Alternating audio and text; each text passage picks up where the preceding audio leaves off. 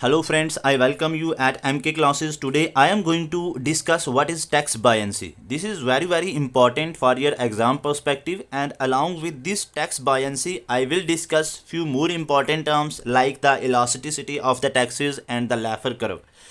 Listen, first of all, what is tax buoyancy? तो very simple है कि percentage change in tax revenue collection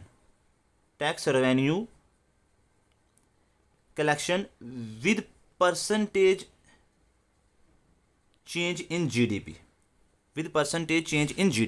तो in simple in layman terminology के terms में अगर मैं इसको डिफाइन करूं तो मतलब जब भी जीडीपी चेंज होगी तो उसकी वजह से जो टैक्स रेवेन्यू कलेक्शन होगी, मतलब जो आप रेवेन्यू कलेक्ट कर रहे हैं थ्रू द टैक्सेस, उसमें भी चेंजिंग आएगी। इसी को हम बोलेंगे टैक्स बायंसी। हाउ?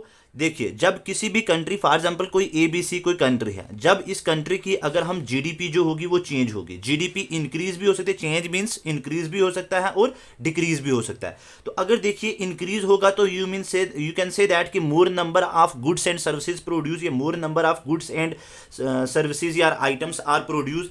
तो जब ज़्यादा से ज़्यादा नंबर ऑफ आइटम्स प्रोड्यूस होंगे तो ग्रोथ होगी, ठीक है, ग्रोथ होगी तो डेवलपमेंट होगी। तो means you can say that कि more number of people will pay tax, ठीक है, या मतलब हाई टैक्स पे करेंगे वो, ठीक है, या ज़्यादा से ज़्यादा लोग जो हैं वो टैक्स पे करेंगे। तो जब ज़्यादा से ज़्यादा लोग टैक्स पे करेंगे तो अल्टीमेटली रेवेन्यू कलेक्शन ज़्यादा होगा।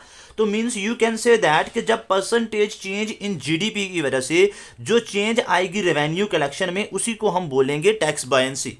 अगर आपको अभी क्लियर नहीं हुआ तो एक बार मैं इसको फिर से रिपीट करता हूँ। फॉर एग्जाम्पल, कंट्री की जीडीपी इंक्रीज होगी तो more number of people will pay tax. तो जब ज़्यादा लोग टैक्स पे करेंगे तो अल्टीमेटली टैक्स रेवेन्यू जो होगा वो भी बढ़ेगा। तो उसी चीज को हम बोलेंगे टैक्स बायंसी, उसी को हम क्या बोलेंगे? Tax buoyancy. Next important term is the elasticity of the taxes. Elasticity of the tax, ठीक है, ये भी बहुत इंपॉर्टेंट है।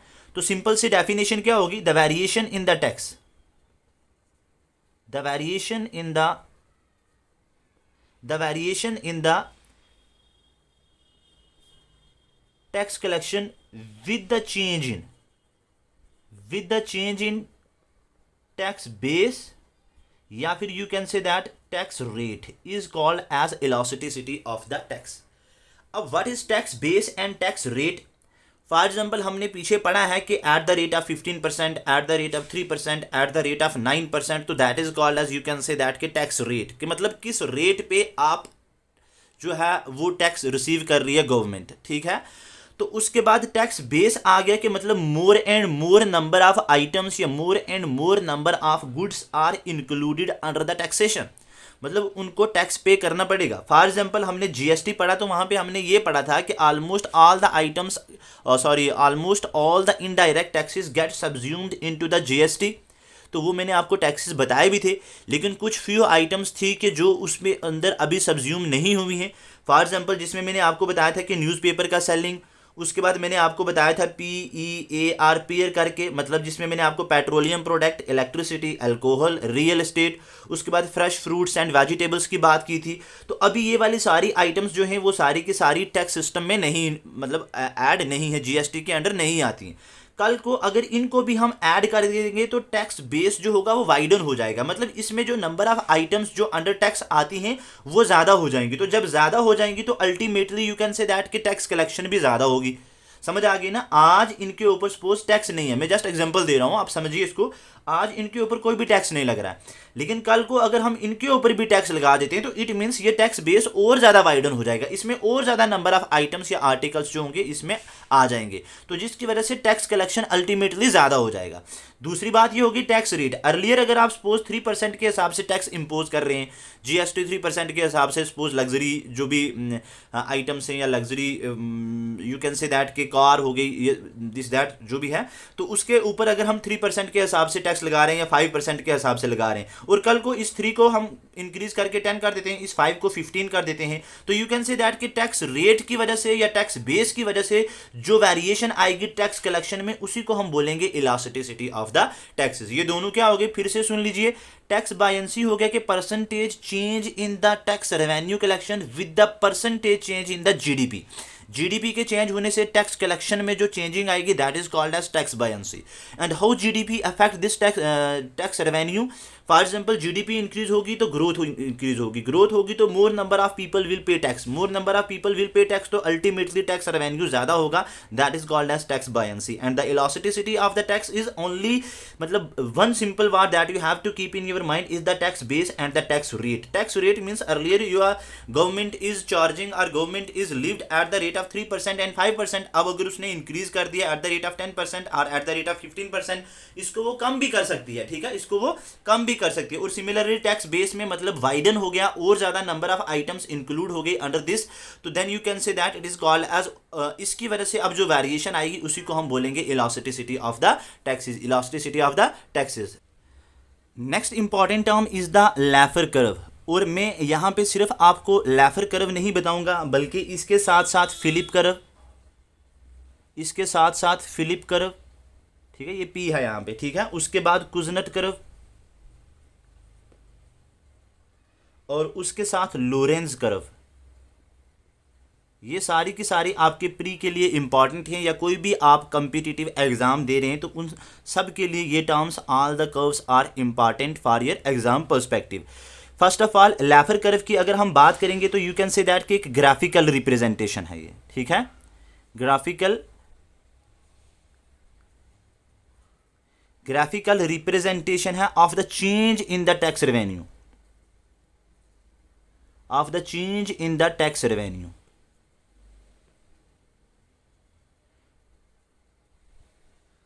caused by the change in tax rate, tax rate मतलब टैक्स रेट के चेंज होने की वजह से जो टैक्स रेवेन्यू के अंदर चेंजिंग आएगी उसको अगर हम एक ग्राफिकल फॉर्म में अगर हम रिप्रेजेंट करेंगे तो that is called as Laffer curve. बिल्कुल सिंपल वर्ड अगर आपको याद रखना है तो it is the curve between the tax revenue versus tax rate, बस ये वर्ड इतना आप याद रखिए तो आपके एग्जाम में क्वेश्चन हो जाएगा। Tax revenue versus tax rate की अगर बात करें तो that curve is called as Laffer curve, उसको हम क्या बोलेंगे, लैफर कर्व। उसके बाद सेकंड इंपॉर्टेंट जो मैंने यहाँ पे लिखी है that is called as Phillip curve, तो कुछ भी नहीं है, ये आपको वन वर्ड याद रखना है, अनएम्प्लॉयमेंट एंड इन्फ्लेशन के बीच में रिलेशनशिप को बताती है जो कर्व, उसको हम बोलेंगे फिलिप कर्व। किस किस के बीच में, अनएम्प्लॉयमेंट और इन्फ्लेशन के बीच में जो रिलेशन हमें कर्व बताती है उसको हम बोलेंगे फिलिप कर्व। और ये कहती है फिलिप कर्व, ये कहती है कि इस अनएम्प्लॉयमेंट के बीच में और इस इन्फ्लेशन के बीच में एक इनवर्स रिलेशन है। क्या रिलेशन है, inverse relation. I hope inverse relation का मतलब आप समझते हैं। इन्फ्लेशन ज़्यादा होगी तो ठीक है ना, इनवर्स रिलेशनशिप पहले मैं आपको डायरेक्टली प्रोपोर्शनल और इनवर्सली प्रोपोर्शनल के बारे में बताता हूँ। फॉर एग्जाम्पल हमने इन द प्रीवियस लेक्चर वहाँ भी पढ़ा है कि डायरेक्टली प्रोपोर्शनल का मतलब होगा कि अगर A directly proportional to B, A directly proportional to B, तो इट मीन्स अगर ए इंक्रीज होगा तो बी भी इंक्रीज होगा, तो ए डिक्रीज होगा तो बी भी डिक्रीज होगा। लेकिन अगर ए जो है वो इनवर्सली प्रोपोर्शनल है अगर बी के, ठीक है, इनवर्सली प्रोपोर्शनल तो मतलब ए इंक्रीज होगा तो बी डिक्रीज होगा, तो ए डिक्रीज होगा तो बी इंक्रीज हो गया। ये हो गया my dear friends inverse relationship. तो फिलिप कर्व हमें किस किस के बीच में रिलेशनशिप बताती है, अनएम्प्लॉयमेंट के बीच में और इन्फ्लेशन के बीच में। एंड क्या कहता है कि there is a inverse relationship between the unemployment and the inflation. Third important curve is the Kuznets curve, ये भी बहुत ज़्यादा इंपॉर्टेंट है। तो ये कहता है कि इकोनॉमिक ग्रोथ जब भी होगी अभी मैंने आपको बताया इकोनॉमिक ग्रोथ कब होगी, जब मतलब जीडीपी बढ़ेगा। अब जीडीपी कैसे बढ़ेगा ये भी आपको मैंने प्रीवियस लेक्चर्स में बता चुका हूं। तो इकोनॉमिक ग्रोथ जब भी होगी तो ये कहता है कि इनिशियली लीड्स टू इनइक्वालिटी, मतलब इकोनॉमिक ग्रोथ से इनइक्वालिटी जो होगी वो बढ़ जाएगी।